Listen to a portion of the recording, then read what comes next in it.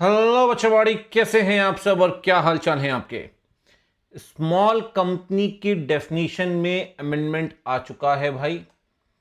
और ये अमेंडमेंट अगर बात करें तो अफेक्ट सबको करेगा, चाहे आप फाउंडेशन में हो, चाहे इंटर लॉ में हो, चाहे इंटर ऑडिट हो, चाहे फाइनल ऑडिट हो। रीज़न बीइंग स्मॉल कंपनी कारों के अंदर भी दिया हुआ है, तो फाइनल ऑडिट के अंदर भी और इंटर ऑडिट के अंदर, दोनों के अंदर आप कारों पढ़ते हैं वहाँ भी आता है, और इंटर लॉ और फाउंडेशन लॉ में तो है। ये एक ऐसी डेफिनेशन है जो हर जगह कवर होती है।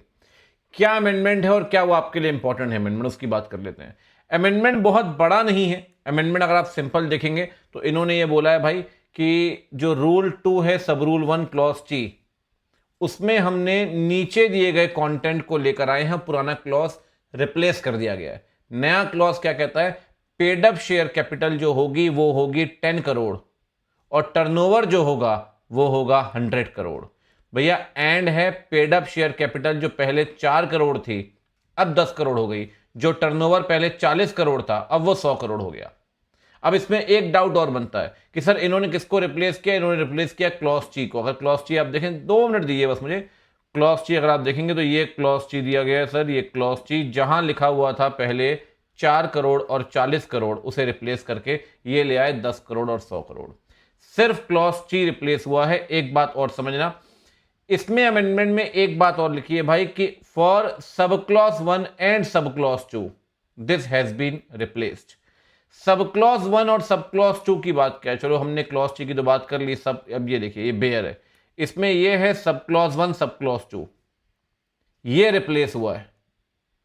तो ये सीधे सीधे आपका 10 करोड़ और ये सीधे सीधे आपका 100 करोड़, दैट्स इट।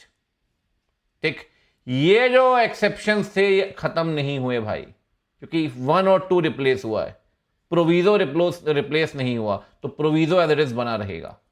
मेरी बात समझ लें। अब क्वेश्चन आता है कि सर सिंपल है, 4 करोड़ 40 करोड़ बिकेम 10 करोड़ 100 करोड़, बट क्या ये हमारे लिए एप्लीकेबल है? अगर आप जैन 26 का एग्जाम दे रहे हैं तो आपके लिए बिल्कुल भी रेलिवेंट नहीं है। अगर आप मई का एग्जाम दे रहे हैं तो सर हमारे लिए क्या रेलिवेंट है, मई 26 वालों के लिए, उनके लिए भी रेलिवेंट नहीं है, क्योंकि आईसीएआई कंसीडर करता है 6 महीने पहले तक की अमेंडमेंट। तो भैया जैन की तो खैर अमेंडमेंट के लिए मतलब ही नहीं है, जैन वाले तो अभी चले जाओ। मई 26 वालों, आपको वो सारे अमेंडमेंट पढ़ने हैं जो 31 अक्टूबर तक आए होंगे, 6 महीने पहले तक। और ये अमेंडमेंट जो आया है ये 1 दिसंबर का अमेंडमेंट है, तो ये आपके लिए रेलिवेंट नहीं है। फिर भी आरटीपी जब आएगी तो उसका वेट कर लेना। अगर कल कोई इंस्टीट्यूट कह ही देता है कि पढ़ लो तो बात अलग है, अदरवाइज कहेगा नहीं, नहीं आता 6 महीने का जो अमेंडमेंट है। और सितंबर 26 के लिए क्या इंपॉर्टेंट है, बिल्कुल अमेंडमेंट इंपॉर्टेंट है सर। सितंबर वालों को अमेंडमेंट कंसीडर करना है, उनके लिए रिलेवेंट है। ठीक है भाई, तो ये अमेंडमेंट है, इतनी सी बात है। मुलाकात होती है अगली वीडियो में। Bye bye, see you, take care, मिलते हैं।